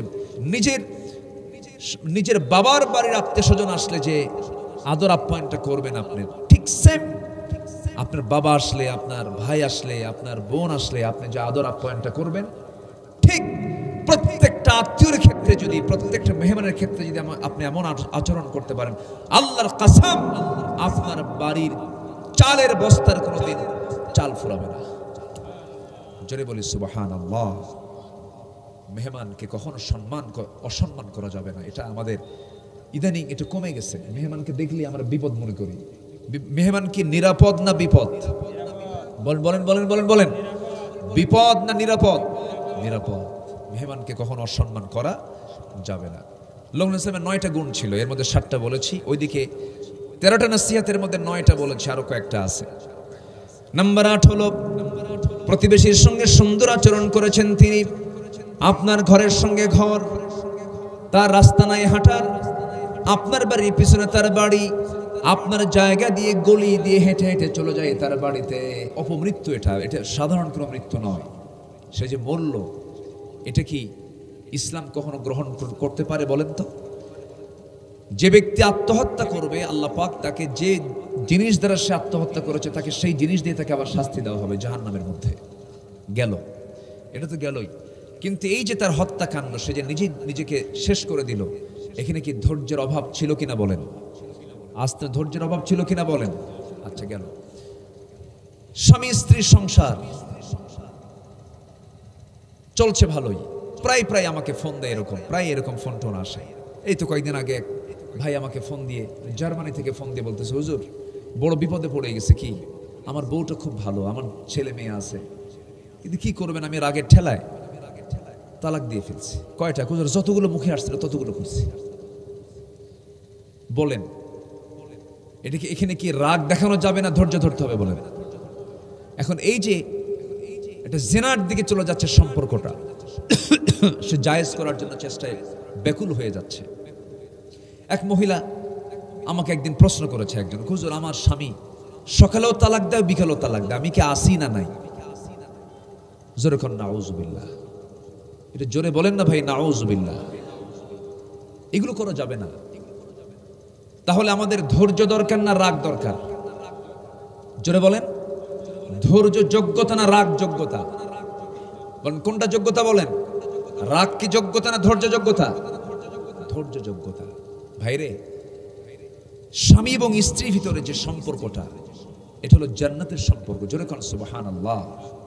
এই সম্পর্ককে বজায় রাখতে হবে। আমার মা আমার একটু কানে দেওয়া হয়েছে স্বামীর আনুগত্য নিয়ে একটু কথা বলার জন্য।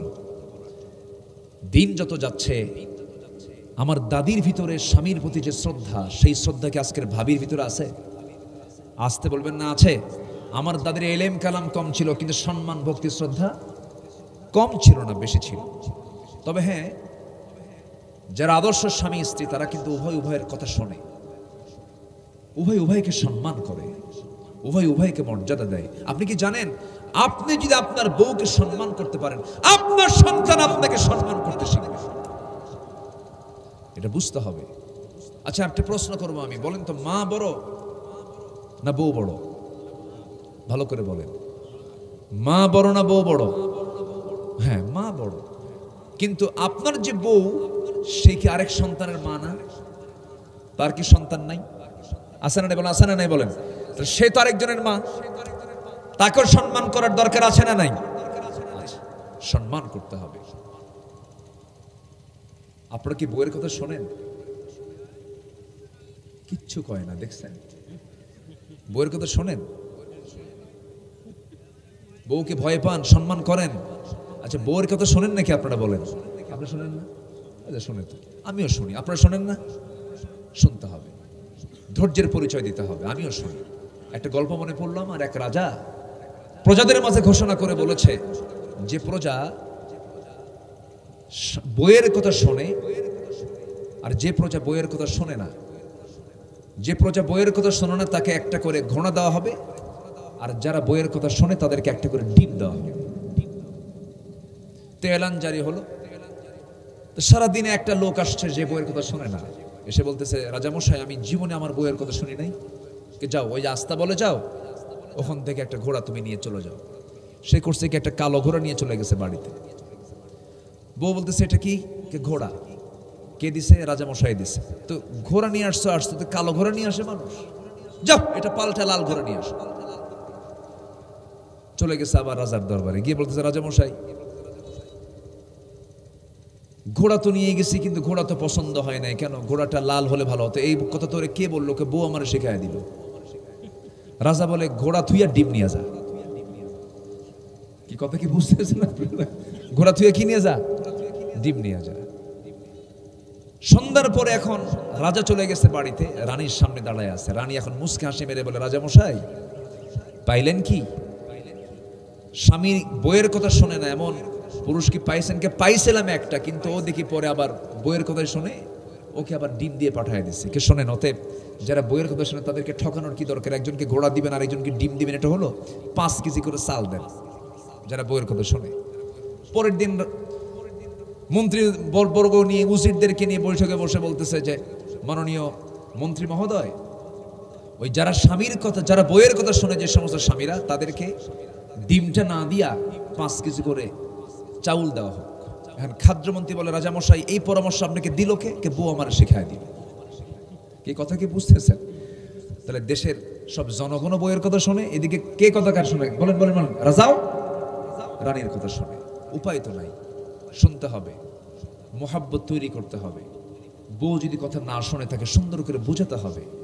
স্ত্রীর দায়িত্ব স্বামীকে ঠিক রাখা, স্বামীর দায়িত্ব হচ্ছে স্ত্রীকে ঠিক রাখা। আপনি কি জানেন, এই সম্পর্ক যদি ঠিক থাকে ইসলামের উপরে, এই সম্পর্ক জান্নাত পর্যন্ত গড়িয়ে নিয়ে যাবে। জোরে বলি সুবহানাল্লাহ, আর জোরে বলি সুবহানাল্লাহ। ধৈর্য সব জায়গায় দরকার আছে। ধৈর্য ছাড়া আপনি বিজয়ী হতে পারবেন না, ধৈর্য ছাড়া আপনি ব্যবসাও করতে পারবেন না, ধৈর্য ছাড়া আপনি কোথাও টিকতে পারবেন না। আল্লাহ রাব্বুল আলামিন বলেন, বিপদ যখন আসবে সেই সময় তোমার দায়িত্ব হলো আল্লাযীনা ইযা আসাবাতুহুম মুসিবাতুন ক্বালু ইন্না লিল্লাহি ওয়া ইন্না ইলাইহি রাজিউন। যখন কোনো বিপদ আসবে, মুসিবত আসবে, সেই সময় তোমরা বলে ফেলবে যা কিছু হয় কার পক্ষ থেকে হয়। আসতে বলবেন না, কার পক্ষ থেকে হয়? আল্লাহর পক্ষ থেকে হয়। এবং ফিরে যেতে হবে কার কাছে? আল্লাহর কাছে। সাইয়েদনা লোকমান তার সন্তানকে 10 নম্বর নসিহত করলেন, সন্তান অহংকার বসে মানুষকে অবজ্ঞা করবে না, হেয় করবে না, অহংকার দেখাবে না। ক্ষমতার অহংকার কিন্তু আছে। দেখেন জুলাইয়ের যে আন্দোলন হলো জুলাই মাসেই, ওই বিগত সরকার যারা ছিল তার সরকার প্রধান কি অহংকার তার মধ্যে, সে বলে ফেললো রাজাকারের নাতিপুতিরা চাকরি পাবে নাকি। মারাত্মক কথা বলেছে। বললো যে আমরা কোটা চাই না, কোটা বিরোধী আন্দোলন করলো ওরা, কোটার সংস্কার চাইলো, কোটা বাতিল করতে হবে। জবাবে কি বললো?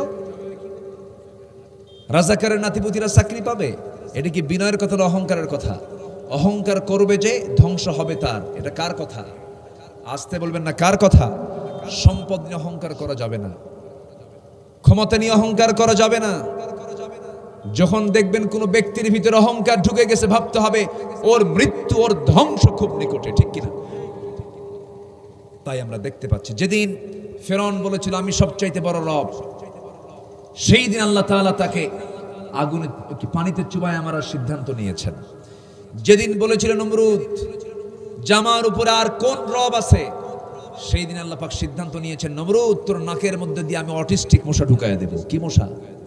অটিস্টিক মশা ঢুকায় দেব। ন্যাংরা না, অটিস্টিক মানে প্রতিবন্ধী, ওর হাত পা সবকিছু অসল, গোটা দেহ অসল, এমন প্রতিবন্ধী মশাকে আল্লাহ পাক তার জন্য সিলেক্ট করেছিলেন।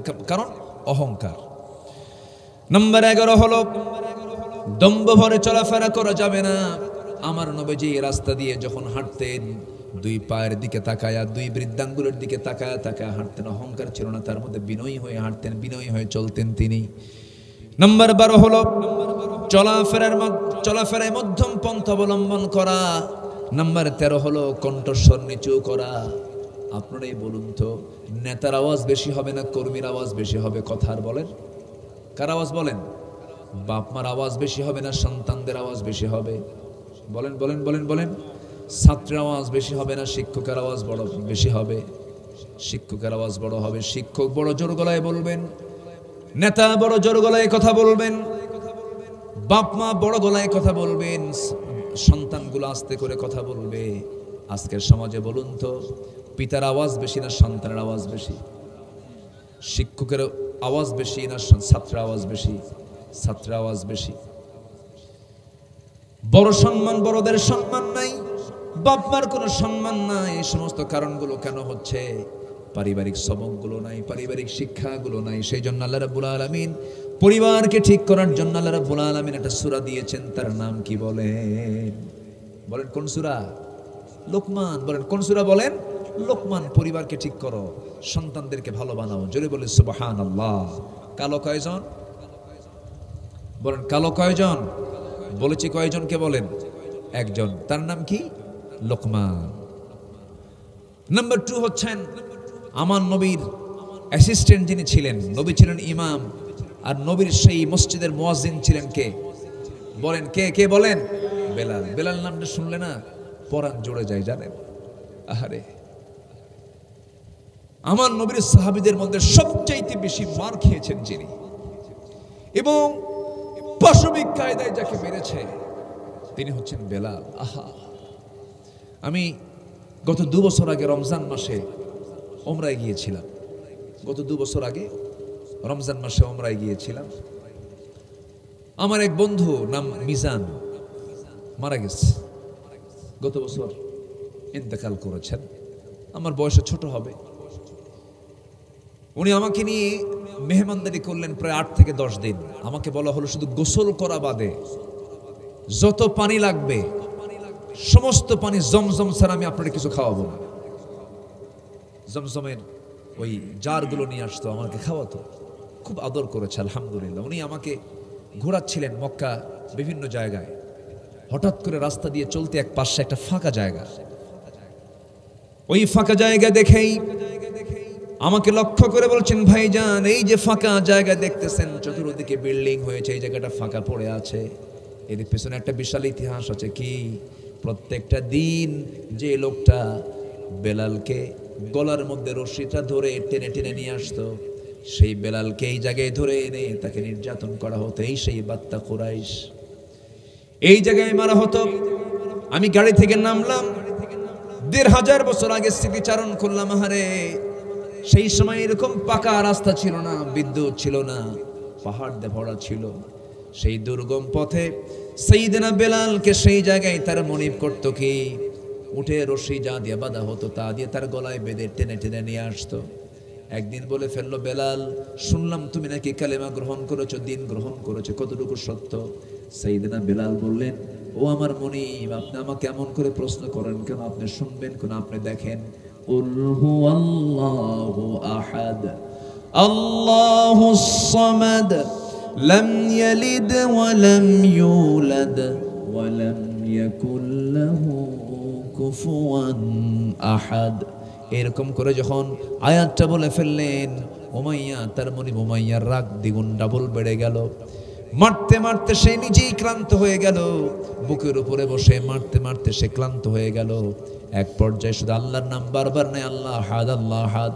মুখের মধ্যে বাম হাত ঢুকায়া দিয়া টান মেরে জিহবা বের করে বাবলা গাছের কাটা জিহবার মধ্যে ঢুকায়া দিল, ফিঙ্কি দিয়ে রক্ত বের হয়ে গেল।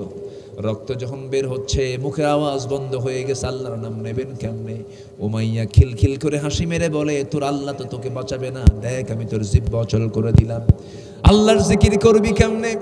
সঙ্গে সঙ্গে সাইয়েদনা বেলাল হাতটা উঁচু করে, নখটা উঁচু করে বলছেন, উমাইয়া তুমি আমার একটা অঙ্গ জিহ্বা অচল করে দিয়েছো, তাতে কি হয়েছে? আমি আমার আল্লাহর নামটা আমি আমার দিলের মধ্যে আমি অঙ্কন করে নিয়েছি। জোরে কোন সুবহানাল্লাহ।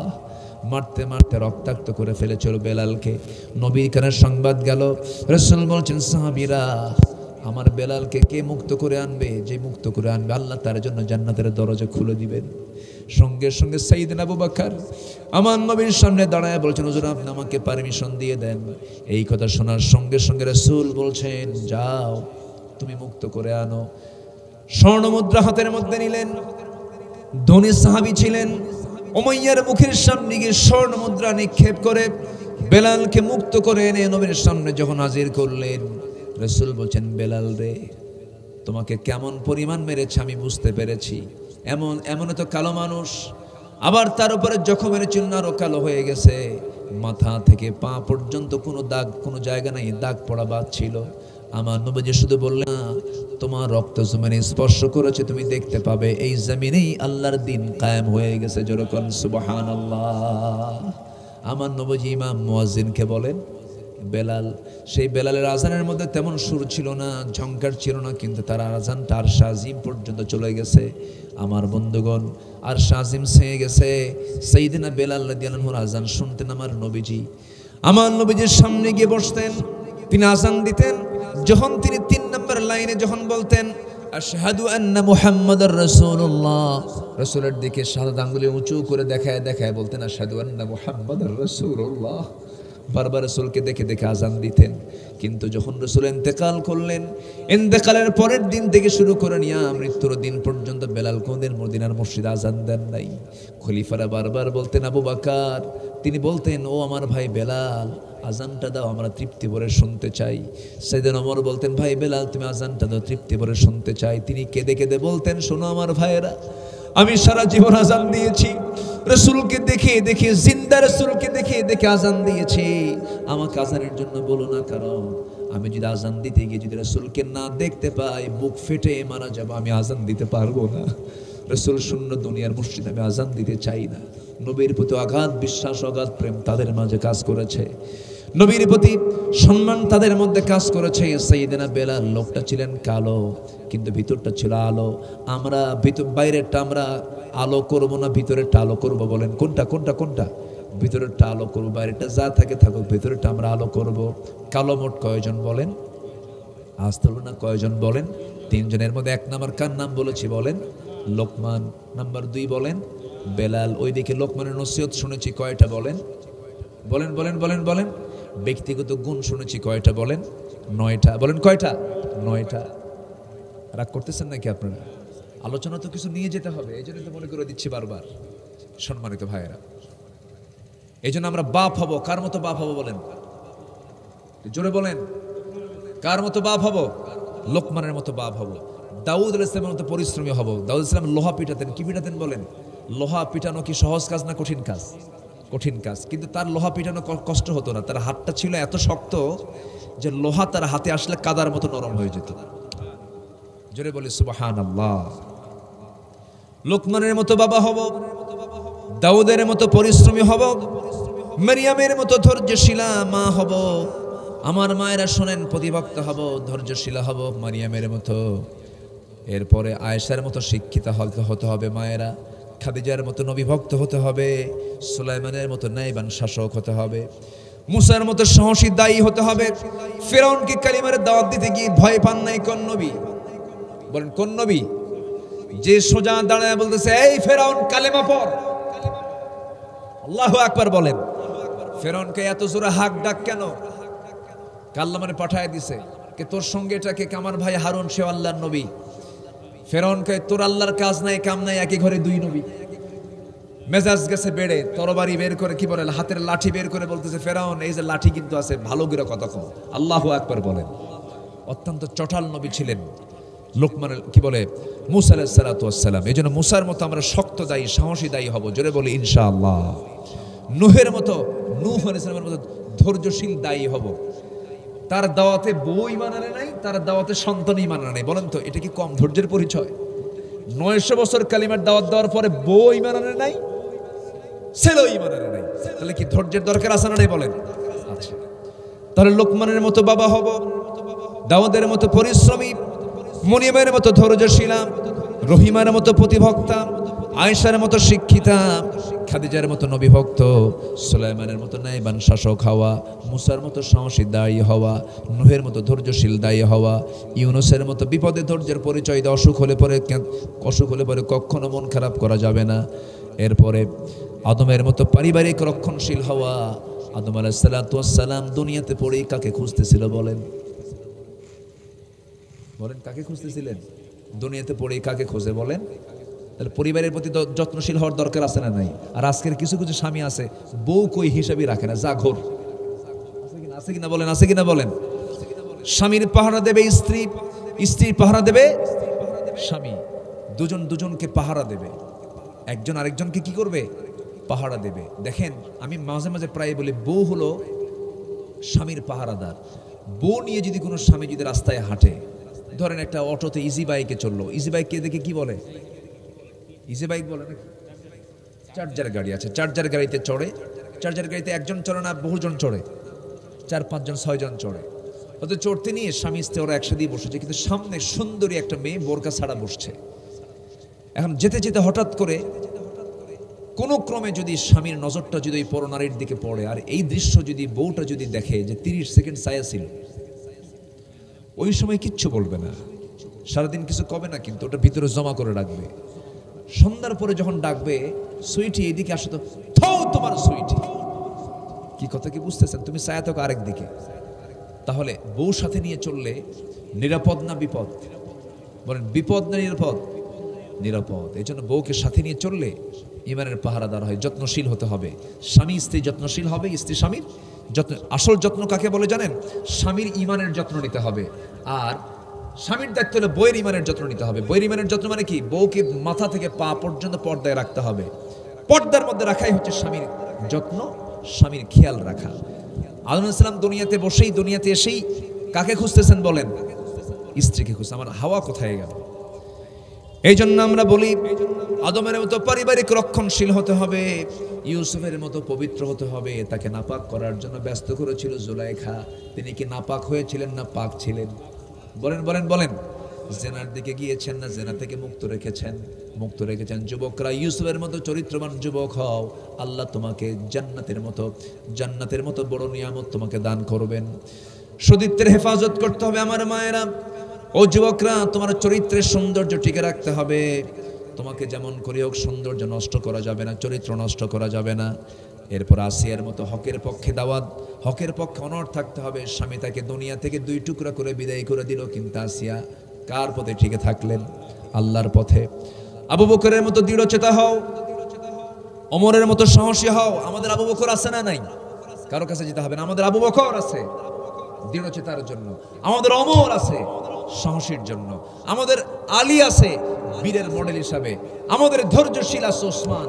আমাদের কোনো চিন্তা নাই, আমরা এমন চরিত্রবান হব। জোরে বলি ইনশাআল্লাহ, আরো জোরে বলি ইনশাআল্লাহ, আরো জোরে বলি ইনশাআল্লাহ।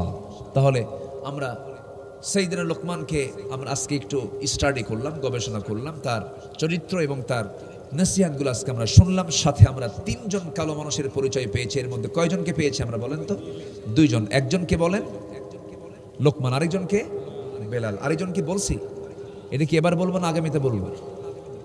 আগামীতে কি আজকে বলবো? শুনবেন, সবাই শুনে যাবেন। জোরে বলি ইনশাআল্লাহ। জি, জোরে বলি ইনশাআল্লাহ।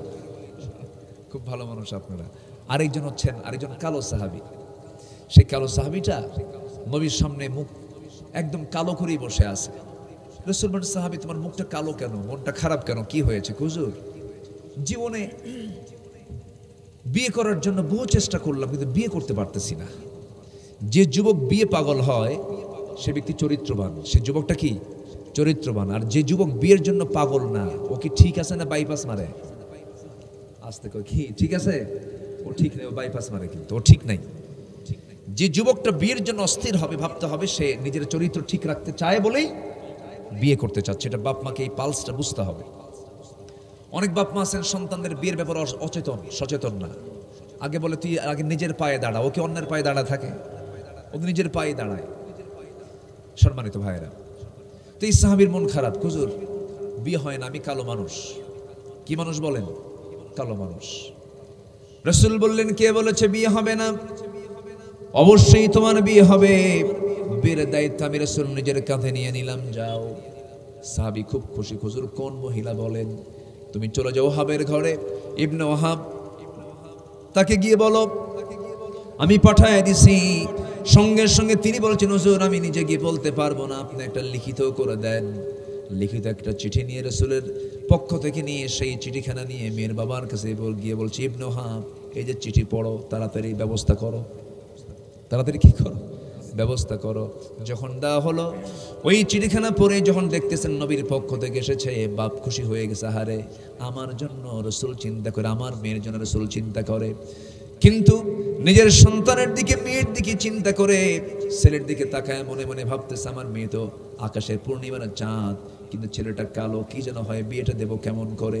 এই চিন্তা মাথায় নিয়ে বলছে, বিয়ে তো দেবো, কিন্তু আমার মেয়ের তো অনুমতি লাগবে, একটু অনুমতিরই প্রয়োজন আছে। এই কথা বলেই ভিতরে চলে গেছে। এইদিকে মেয়েটা দেয়াল ঘেঁষে ঘেঁষে সমস্ত কথাগুলো শুনে নিয়ে আবার বলতেছে, বাপ এসে বলতেছে, মা একটা ছেলে রাসূল পাঠায় দিছে, কিন্তু ছেলেটা কালো। চোখে পানি টলমলো করে, কান্নাকাটি করে। এবার বাপ বলছে, মা তুমি কান্দো কেন? বুঝতে পেরেছি তোমার মনে হয় পছন্দ হয় না, এই যাও, বিয়ে হবে না। আরো কান্নাকাটি করে এক পর্যায়ে মেয়ে বলতেছে, আব্বা বুঝতে ভুল করেন কেন? জাগতিক জীবনে আমার যদি কোনো বিয়ে হয়, নবীর পছন্দ করে সেই কালো ছেলেটাই আমার জীবনের একমাত্র স্বামী হবে। যেরকম সুবহানাল্লাহ। কালো করেন কে? আস্তে কন কেন? কালো করেন কে?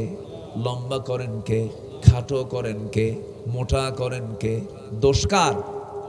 আল্লাহ। আল্লাহর দোষ। ফয়সালা কার? আসতে বলেন, ফয়সালা কার? অতএব কাউকে আপনি কালো বলে গালমন্দ করবেন, আপনি কাকে গালি দিচ্ছেন? কার দোষ ধরতেছেন? বউটা যদি একটু কালো হয়, মাঝে মাঝে খোঁটা মারে, তোর একটা চেহারা হলো, সুমনের বউ দেখতে কত সুন্দর, দেখেন কত বড় লুচ্চা, আছে কিনা বলেন? অন্যের বইয়ের দিকে তাকায় নিজের বইয়ের দুর্নাম করে, এরকম পাবলিক আছে না নাই বলেন তো? ওটা কি চরিত্রবান না লুচ্চা মানুষ? দুষ্ট মানুষ। লুচ্চামি করে বেড়ায়।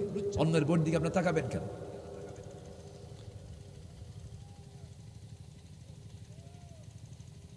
সাদ আল আসওয়াদ সুলাইমি, ওই কালো সাহাবী সাদ আল আসওয়াদ সুলাইমি অপেক্ষার প্রহর নিয়ে গুনছেন।